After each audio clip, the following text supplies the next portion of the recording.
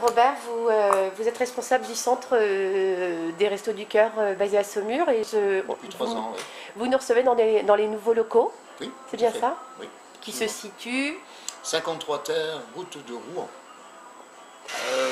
Lorsque nous avons été approchés par la mairie, donc c'était en début mai de cette année, lorsqu'ils sont venus nous annoncer que nous allions devoir déménager, ils nous ont proposé donc une série de locaux, dont celui-ci, et puis mais ça s'est fait en un temps relativement très court parce que la mairie était déjà pressée à l'époque. Ça s'est fait en 2 semaines, quoi. Le temps de réaliser le plan d'aménagement, de prévoir l'acceptation par les bénévoles d'une part. Ensuite, ça a dû partir auprès de l'association départementale, oui, qui a dû l'accepter à Angers, oui, qui a dû l'accepter en séance de bureau. Et puis ça a dû revenir ici. Et là seulement, donc j'ai à peu près tout ça en une dizaine de jours, j'ai dû le donner à ce moment-là à la mairie. Ce qui explique les bruits de travaux, chantiers qu'on entend derrière. Pas encore tout à fait terminé. Nous sommes l'après-midi et vous êtes nombreux bénévoles présents à mettre en place, à installer.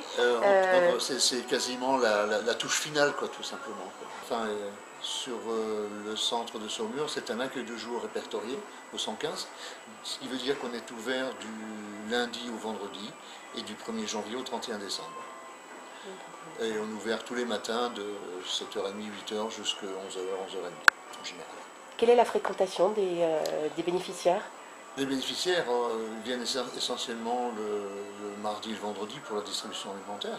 Mais bon, le lundi, mercredi et jeudi, c'est-à-dire les autres jours, c'est surtout les gens de la rue ou n'importe qui peut passer dans la rue, qui a envie de parler ou de prendre un café ou simplement de se mettre au chaud, comme ça, tout simplement.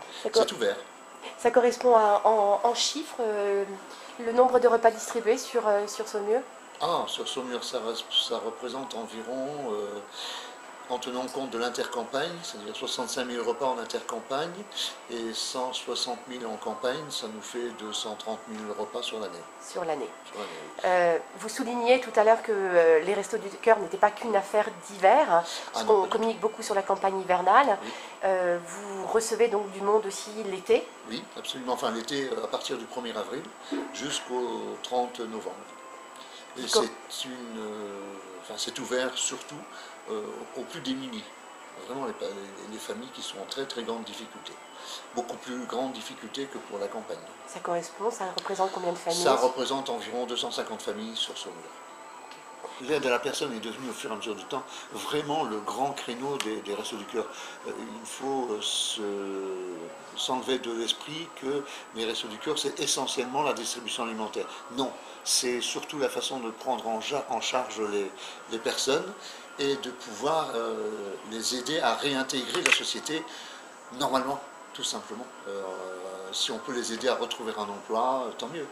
Si on peut les aider à se sortir de toutes leurs difficultés financières, c'est encore mieux. Donc Robert, j'aimerais bien vous nous expliquer comment fonctionnent les collectes, comment vous alimentez en denrées alimentaires les Restos du Cœur. Les denrées alimentaires nous proviennent de plusieurs façons.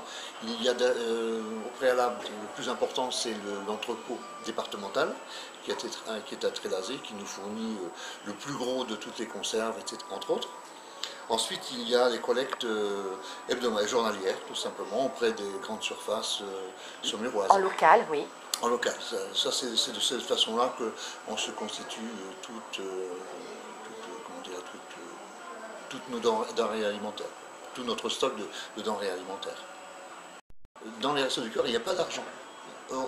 Tout ce qu'on nous donne est redistribué. Enfin, c'est bien entendu vérifié avant d'être redistribué, c'est normal. S'il s'agit de vêtements, on s'assure qu'ils sont récents, en bon état et propres surtout. Par contre, s'il s'agit par exemple des collectes de denrées alimentaires, on s'assure qu'on est bien conforme au DLC. Donc en ce qui concerne la Noël, bon, les restos organisent le 16 décembre, c'est un jeudi après-midi, la distribution de jouets aux parents. Et non pas aux enfants, mais aux parents. C'est aux parents d'offrir. Après, aux enfants, on essaye de ne pas détruire l'image du Père Noël, tout simplement. Par contre, pour les enfants, Ça se fera une semaine plus tard, mercredi, où là, ce sera un goûter pour les enfants. Un goûter de Noël oui, organisé. Donc, appel aux dons, je suppose aussi, pour les jouets. Pour les jouets, oui, ça, on a déjà lancé l'opération auprès des écoles, surtout essentiellement. Et puis, il y a d'autres grandes enseignes comme la Grande Récré, etc., qui nous fournissent en jouets.